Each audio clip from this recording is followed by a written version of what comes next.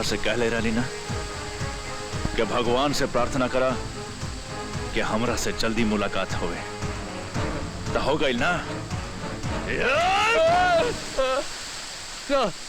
विजय बाबू, हमरा के माफ कर दो विजय बाबू।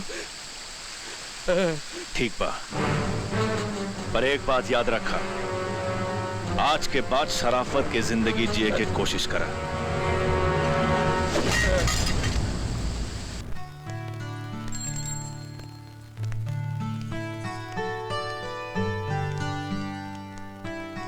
विजय भैया। अरे संगीता दीदी के राम भैया? हाँ दीदी हाँ। अंदर आई, बाहर काहे खड़ा बड़ी? आओ आओ, चलो चलो दीदी, आओ दीदी। अरे का भाई? कुछ ना दीदी, आओ संभाल के। अच्छा, विजय बाबू कहाँ बाड़न?